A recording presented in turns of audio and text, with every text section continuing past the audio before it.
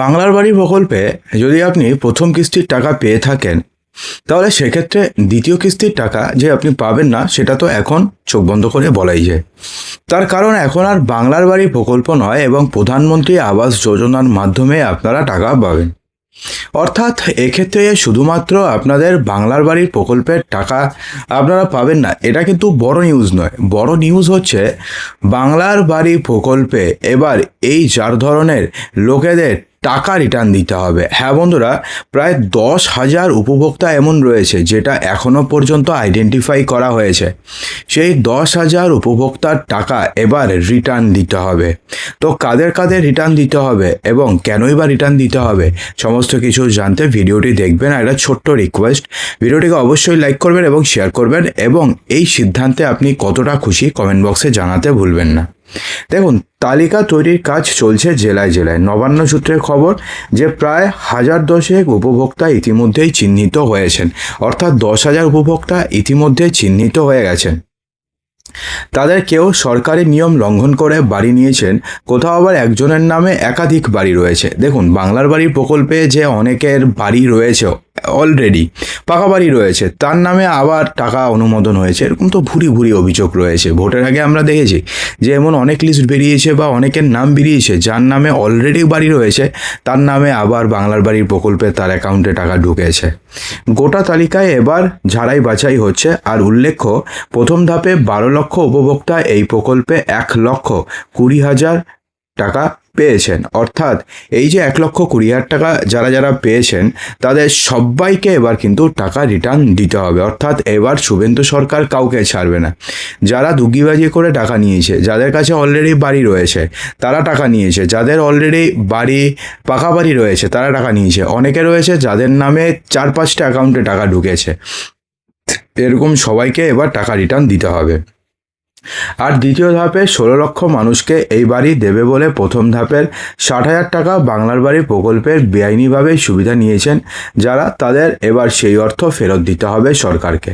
পালাবদলের পরে গোটা প্রক্রিয়া নিয়েই তদন্তের নির্দেশ দেওয়া হয়েছে নবান্নের তরফে। অর্থাৎ নবান্নের তরফে তদন্ত করা হচ্ছে। এবার খুঁটিয়ে খুঁটিয়ে দেখা হবে এবার বাংলার বাড়ির প্রকল্পে যার যার টাকা ঢুকেছে, যারা যারা বেনিফিশিয়ারি রয়েছে, প্রত্যেকের বাড়িতে ইন্ডিভিজুয়ালি যাওয়া হবে এবং দেখা হবে যে আদৌ যারা টাকা পেয়েছেন তারা কি আদৌ টাকা পাওয়ার যোগ্য নাকি যোগ্য নয়। যদি দেখা যায় যে তার নামে অলরেডি বাড়ি রয়েছে, তার ইনকাম প্রচুর, তা সত্ত্বেও তিনি টাকা পেয়েছেন, যেটা হয়েছে, তাহলে সেক্ষেত্রে তিনি কিন্তু এবার বড়সড় ফাঁসতে চলেছেন। তাদের এবার টাকা রিটার্ন দিতে হবে। এক আধিকারিক বলেছেন যে প্রথম ধাপের থেকে দ্বিতীয় ধাপে বেআইনিভাবে বাড়ি প্রাপকের সংখ্যা অনেক বেশি।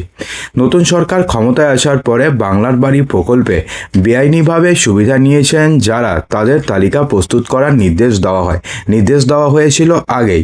পঞ্চায়েত এবং গ্রামান্বয়ন দফতরের সচিবকে চিঠি দিয়ে এই নির্দেশ দিয়েছেন রাজ্যের মুখ্য সচিব মনোজ আগরওয়াল।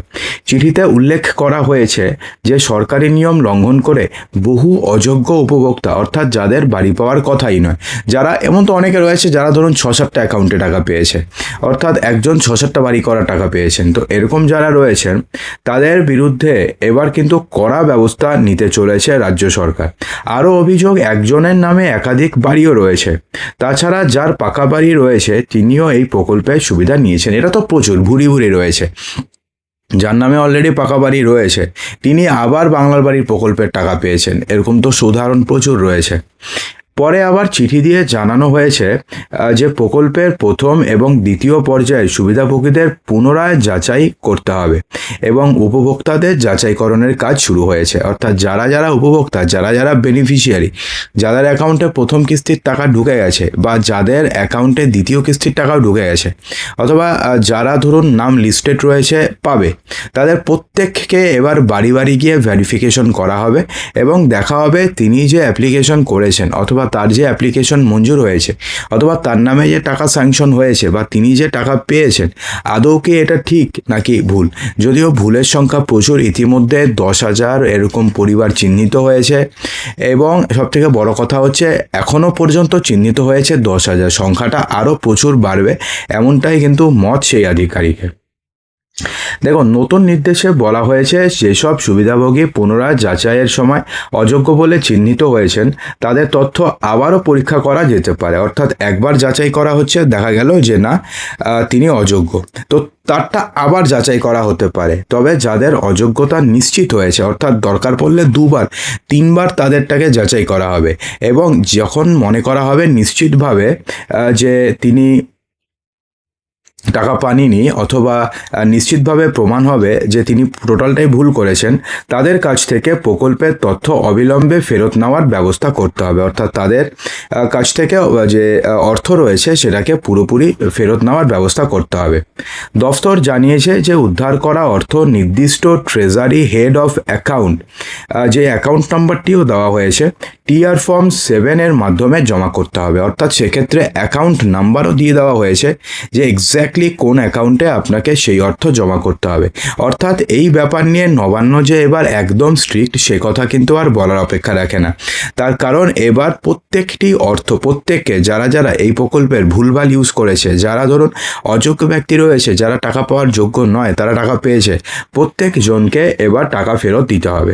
অর্থ ফেরতের পরে সংশ্লিষ্ট ব্লককে রিকভারি মডিউলে সুবিধাভোগীর আইডির বিপরীতে আদায়ের পরিমাণ নথিভুক্ত করতে হবে এবং টিআর ফর্ম 7 এর কপি আপলোড করতে হবে। অর্থাৎ কিভাবে কেউ যদি ভুলভাবে টাকা পেয়ে থাকেন সে কিভাবে টাকা রিফান্ড করবেন সে টোটাল প্রসিডিওর পর্যন্ত বলে দেওয়া হয়েছে। জেলাগুলিকে নির্দেশ দেওয়া হয়েছে যে দ্রুত এই পুনরায় যাচাই এবং অর্থ উদ্ধারের কাজ সম্পূর্ণ করে চূড়ান্ত রিপোর্ট জমা দিতে হবে। পাশাপাশি সংশ্লিষ্ট জেলায় যথাযথ এবং সতর্কতার সঙ্গে যাচাই করা হয়েছে বলে একটি প্রত্যয়নপত্র জমা দিতে হবে। উল্লেখ্য, আগের সরকারের আমলে প্রধানমন্ত্রী আবাস যোজনার দুর্নীতির অভিযোগ ওঠে বারবার, একাধিকবার কেন্দ্রীয় টিম আসে রাজ্যে তদন্ত করতে, আর এই প্রকল্পে এই টাকা আর বরাদ্দ করেনি কেন্দ্র। তারপর আগের তৃণমূল সরকার বাংলার বাড়ি প্রকল্প চালু করে এবং তাতেই টাকা পান উপভোক্তারা, এবং যেই সমস্ত উপভোক্তারা ভুল টাকা পেয়েছেন অথবা যেই সমস্ত উপভোক্তারা ধরুন বাংলার বাড়ি রয়েছে তবুও তারা টাকা পেয়েছেন। অনেকে রয়েছেন যারা যারা ধরুন নিজেদের নামে 6-7টা অ্যাকাউন্টে টাকা পেয়েছেন।